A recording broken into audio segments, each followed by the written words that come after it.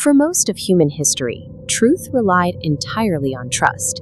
If someone told you a compelling story, you had to take their word for it. Today, the burden of proof is absolute. Pics or it didn't happen. If a Formula One pit crew executes a tire change in zero gravity, or a professional driver maneuvers a drift car using only his feet, verbal accounts are meaningless. Human achievement requires video verification. Even deeply terrifying encounters require footage to be believed. During a live broadcast in South Africa, a great white shark attacked three-time world champion surfer Mick Fanning. We don't have to wonder if he survived by fighting it off. We have the tape. The same demand for evidence applies to the natural world. Sailors' folklore used to be filled with deep-sea leviathans. Now we deploy underwater cameras to document creatures like the massive Nemours jellyfish, capturing its heavy bell and long venomous tentacles. The camera stands as our society's ultimate verifier. Without it, extreme events are easily dismissed as myths. With it, they become indisputable facts. This relentless demand to record extends into our darkest moments, often capturing people in a state of calm innocence just seconds before history permanently alters its course. We have photographic evidence of the Titanic guided by a tugboat, preserving the doomed ship in its final hours before colliding with an iceberg. We see it again in the Challenger disaster. This portrait captures the crew, 5 astronauts and 2 payload specialists, smiling in blue flight suits, optimistic about their impending launch. 73 seconds later, the camera documented the horrifying reality of the aftermath, freezing the massive plumes of smoke in the sky as the world watched on live television.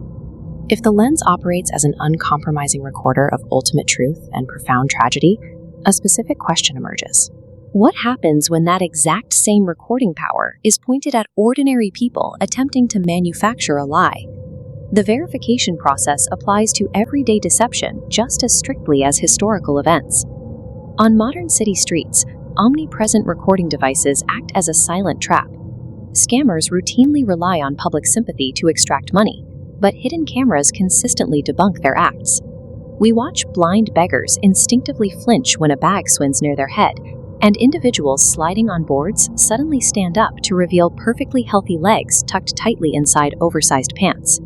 Dashcams apply this exact neutralizing effect to the road. A driver recording their commute can capture a pedestrian deliberately lunging onto their hood, stopping inches away to avoid contact. The instantaneous video provides irrefutable counter-evidence to a staged insurance fraud claim. Blanket a city in recording devices, and the public square turns into a digital courtroom. The camera serves as an unblinking prosecutor, dismantling street-level fraud in real time. While hidden cameras catch people off guard, reality television scales this prosecutorial power up for the masses, inviting individuals to willingly submit to observation.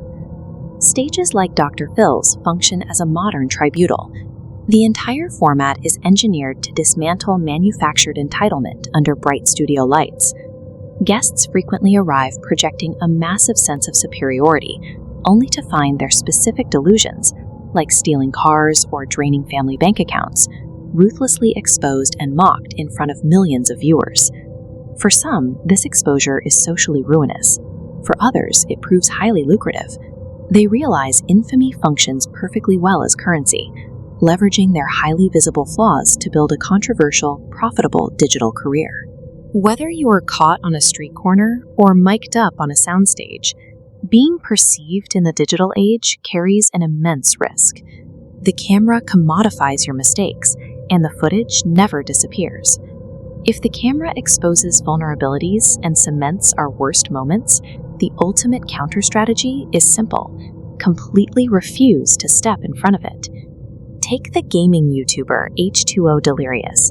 He has amassed a massive empire, publishing over 1,000 videos while entirely scrubbing his physical identity from his content.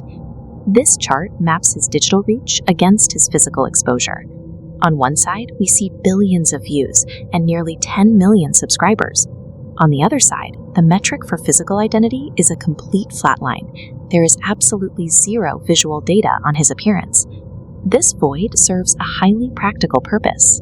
By severing the creator from the human, his real-world life, his family, and his privacy can withstand the intense scrutiny and online backlash that regularly destroys exposed subjects. It also acts as psychological armor. Hiding his face completely bypasses social anxiety, granting him the freedom to be highly expressive and energetic without the burden of being physically perceived. He weaponizes mystery. By presenting himself strictly as a voice behind a Grand Theft Auto avatar or a hockey mask, he forces the audience to engage their imagination, turning his absence into a core part of his brand. Compare his absolute control with the helpless victims of historical disasters or the exposed frauds caught on dashcams. He cannot be caught off guard because there is physically nothing to catch. In an internet culture obsessed with capturing the unexplainable and exposing the fraudulent, we assume leverage comes from going viral on camera. Real power comes from controlling exactly